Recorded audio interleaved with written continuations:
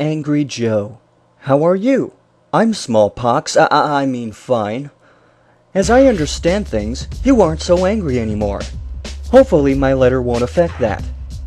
Much. I was watching your video entitled, That Pissed Me Off About Resident Evil 5. The title confused me as I didn't know what that was referring to. Then I realized it was part of the 5 Things series, so that's not important. I applaud your attempts to point out flaws in the game, and offer constructive criticism on how to improve the game for future installments.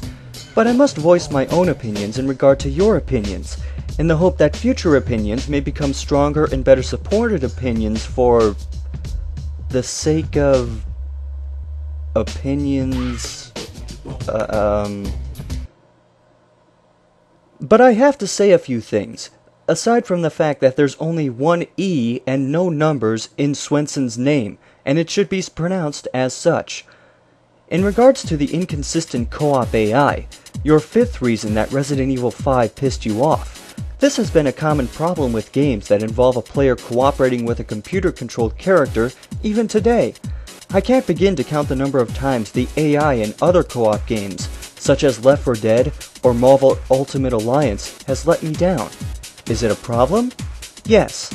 Is it a problem that programmers struggle with to this day because of the innumerable scenarios that have to be accounted for to create a fully functional AI? Yes.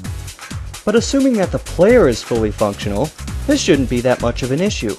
Besides, if nothing else, the AI for Sheva Alomar matches her background, sketchy at best, and looks like it was thrown together at the last minute. Even her voice actress kept slipping into a British accent, when the character is supposedly from a Swahili-speaking area and trained by the United States government.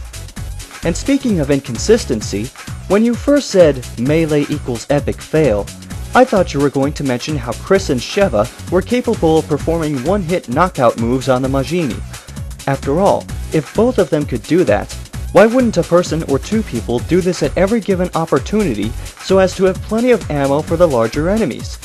Instead, you talked largely through the words of a GameSpot forum member complaining about knife controls. Chris blocking the side of the screen is a natural result of 3 things. 1. The game using an over-the-shoulder camera view. 2. The entire RE5 cast character design being uninspired and generally awful, especially for Chris Roid Rage, I mean Redfield. And 3. Resident Evil 4. In fact, Resident Evil 4 and Resident Evil 5 are virtually identical as far as visibility beyond the character while using the knife. If you saw this as a major problem in the previous installment, that's fine, because a side-by-side comparison shows that both Chris and Leon take up a similar amount of space while using the knife, roughly 3/8 of the screen. Actually, it's less than that, because you can see under their arms and above their heads, so it's hardly half of the screen, and because the characters naturally aim to their right, in other words, toward the center of the screen, the player can still see the enemy they're attacking. Add in the sizable radius of the knife swipe, which spans from the seemingly blocked visibility to nearly the other side of the screen, as shown in your own video clips, and this is a minor issue at best. I cringed, however, at the complaint over how enemy Majini, they're called Majini, not zombies, would fall back when hit with a knife. They feel pain, Joe. Recoiling from the rapid knife swipe of a man with biceps bigger than most people's heads seems to be a pretty natural reaction.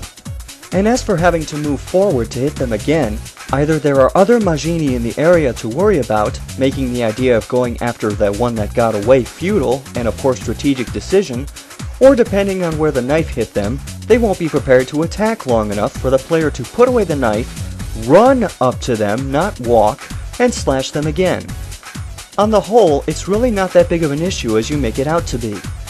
As for the downloadable content, I'm actually going to side with Capcom. If you don't like it, don't buy it. If you don't buy it, they'll stop making a lot of stupid crap and get back to making sure the actual games are of good quality. The Versus mode was an attempt at a gameplay edition, and having it already in the game would mean potentially pushing back the game's release, which rarely goes over well with gamers, especially when it's to add a gameplay element based on head-to-head multiplayer, in a game series that focused on individual play and multiplayer cooperation. To be brief, I have no problem with paying a few extra dollars to download something that attempts to extend a game's playability, especially when it's something that the game typically doesn't have. Paying to download extra costumes for Street Fighter, though? Yeah, that's a load of bullshit. The controls? Not so much. I'm not questioning the statement about terrible controls, since Resident Evil's controls are virtually by nature an acquired taste. Rather, I'm questioning that you said the game has terrible controls, then backed it up with complaints about the gameplay. A Majini's head not popping after being shot? That's gameplay. A real-time inventory system which, by the way, has hot buttons for items and as such doesn't need to be opened to switch to 4 different items? That's gameplay. You're saying that the controls for this in particular, taking a player out of the game, seem unmerited, because in the past Resident Evils, the inventory screen was an entirely separate entity, where time, space, and most importantly, enemies, did not exist while it was open. Are you saying that a real-time inventory system took a player out of the game by leaving them in it? I'm a little confused. As for the final reason, the game not necessarily being Resident Evil as it moved more toward action and less toward survival horror, I'm inclined to agree. This argument has been around since Resident Evil 4 came out, and 5 did nothing to help it. The last time I saw more explosions than that was when I picked up the Metal Slug Anthology. Come to think of it, wouldn't an action mode for Resident Evil be like that, only in more than 2 dimensions and with a lot more blood?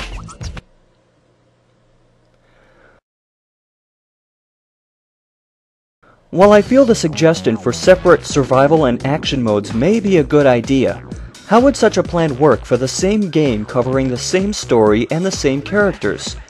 Would this bring back the idea of separate scenarios leading toward the same goal like in Resident Evil 2? If so, that could be pretty awesome, assuming that the different controls and gameplay elements don't make half of the game unappealing to whoever plays it and alienate people from the series.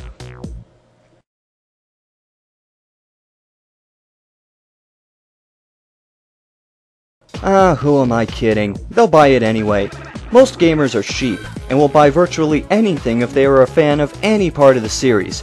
It's how Final Fantasy is still going, and it's the only reason I own copies of Resident Evil Survivor, Resident Evil Degeneration, and Bloody Roar 4. Sorry if that last one is kind of random, but I have my own personal vendetta with Hudson Soft. Anyway, I hope you found this unusually lengthy letter which I somehow crammed onto one page insightful and helpful for future videos.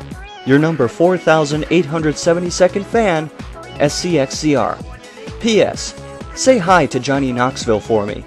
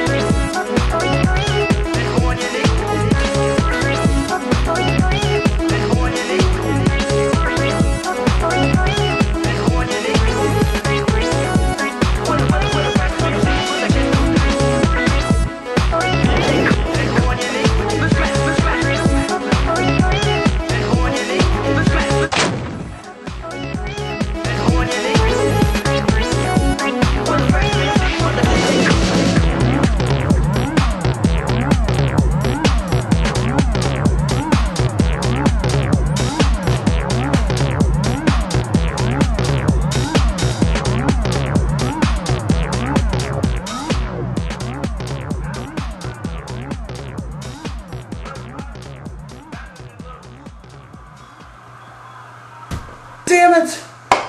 It was that way, not that way. Oh, now I gotta do it over again. Oh, good job.